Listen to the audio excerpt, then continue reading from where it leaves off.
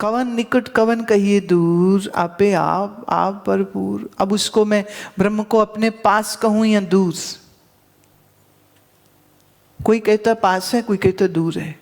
बोले हम क्या कहें, पास कहें कि दूर कहें? कह रहे हम इतना ही जवाब देते हैं। और ये गुरबाणी का जो मत है ना वो ये है, वो कह रहे आपे आप भरपूर। देखिए एक होता है मैं, एक होता है तू, राइट?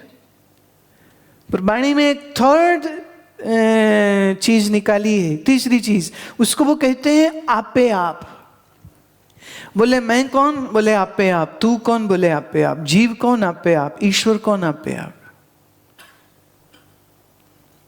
बोले मैं न बोल, तू न बोल, आम ब्रह्मास्मि न बोल और तत्वमसि भी न बोल। क्या बोल?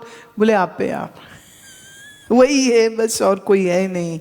अंतर्गत जिस आप जनाए, नानक तिस जन आप बुझाए। अब ये जो ज्ञान है, ये कहते जिसके चित्त में जगा दे ज्ञान की चाह, वो तो पालेगा, समझ लेगा। और नहीं आई, बोले कोई नहीं, ये भी इंद्रजाल है, कोई अज्ञानी ही रह जाएंगे, कोई ज्ञानी हो जाएंगे, कोई समझ जाएंगे, कोई नहीं समझेंगे। अच्छा जो नहीं समझे वो कौन? वो भी वही। जो समझ गए वो कौन? वो भी वही। तो ऊंच नीच का कोई भेद रहा क्या?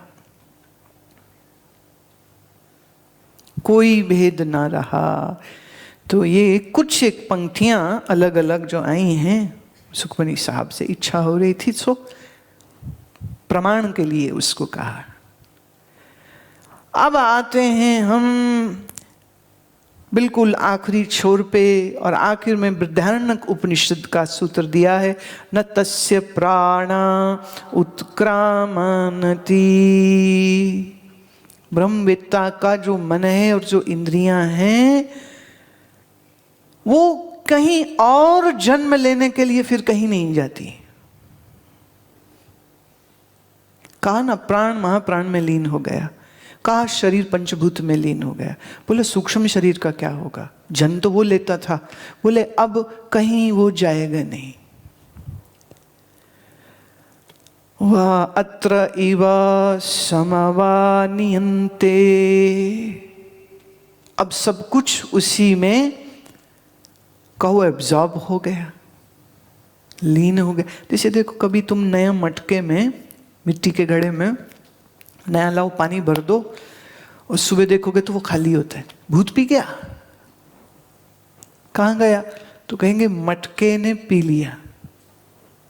जो मटके में पानी डाला वो मटका ही पी गया। जो उसकी मिट्टी होती है वो दीवार में सारा पानी एब्जॉर्ब हो जाता है।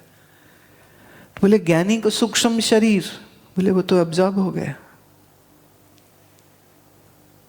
किसमें? बल जिससे आया था। एक उसमें अलग एक और प्रमाण आखिर में जो एक और दिया है वो है कठोपनिषद का, और वो कहते विमुक्तः च विमुच्यते। जो पहले ही मुक्त था वो मुक्त हो गया।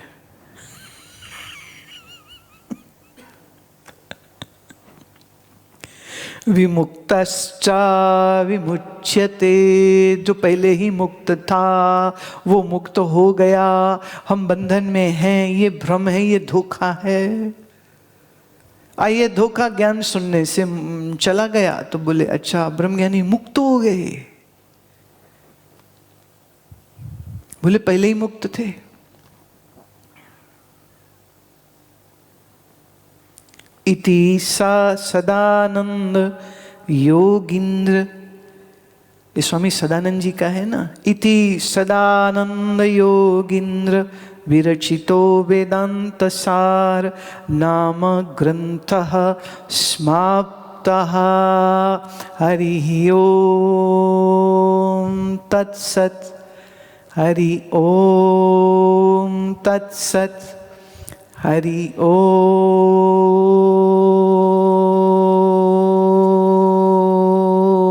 तत्सत्।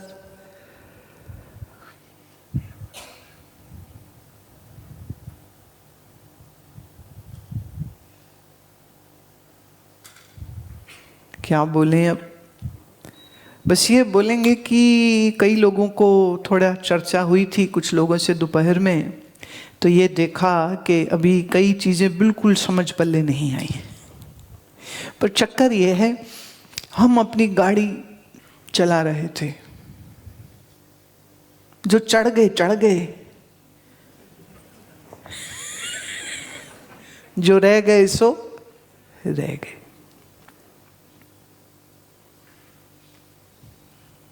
हमने अपनी गाड़ी चलाई क्योंकि मेरा लक्ष्य इस बार इस ग्रंथ को अच्छे से, देखिए इतना कठिन ग्रंथ है ये, इस तक पहुंचने के लिए विचार चंद्रोदय और भगवत गीता और आत्मबोध, ये तीन बड़े और मुश्किल वाले ग्रंथ जब तक किए ना हो तब तक ये किसी का चच्चा भी समझ नहीं सकता इसको। और ये मैं बात दावे से कहती हूँ, बड़े बड़े जो नाम आपको प्रसिद्ध दिखते हैं वो भी ना समझ पाएंगे इसको, क्योंकि ये इतना कठिन विषय है। इसको ग्रास्प करने के लिए, एब्जॉर्ब करने के लिए शिष्य की भी बड़ी अच्छी तैयारी होनी चाहिए, पर उससे ज्यादा तैयारी वक्ता की होनी चाहिए।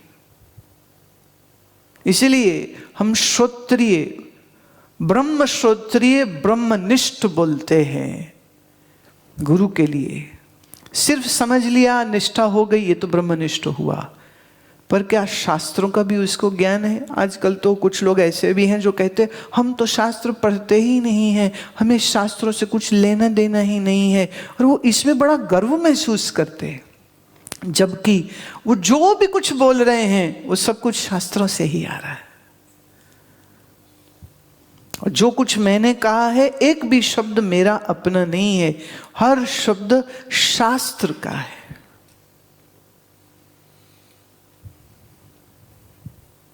और शास्त्र से, अब एक पॉइंट ये भी होता है कि अगर किसी गुरु के पास बैठ के, किसी गुरु के चरण में बैठ के ये सब पढ़ाई ना की हो, तो वो इसलिए भी नहीं की होती, एक कोई मिला नहीं, दो उतनी नम्रता भी तो होनी चाहिए कि खुद को अज्ञानी और किसी को ज्ञानी स्वीकार करे। और बाद में कहना पड़ेगा ना कि किससे सीखा, किसने सिखाया, कौन है तेरा गुरु? अब अभिमान इतना बड़ा, वो कहते हम तो जन्मे ही ऐसे। गाया था ना हमने कबीर जी का कि कामनी नहीं छूटती, कंचन नहीं छूटता, फिर अहंकार नहीं छूटता, फिर लोभ नहीं छूटता, और फिर अपनी शोभा और अपनी महिमा सुनने की चाह तो छूटती ही नहीं। एक बात याद रखिए, ज्ञान प्राप्त उसको होता है जो नम्रता में रहता है, और जिससे लिया है, जिससे सीखा है, जिससे जाना है, उसके प्रति बेईमानी कभी नहीं होनी चाहिए। जो अपने सद्गुरु के प्रति ही बेईमान हो गया, उसको ये वेद विज्ञान ज्ञान कभी फलित नहीं होता है।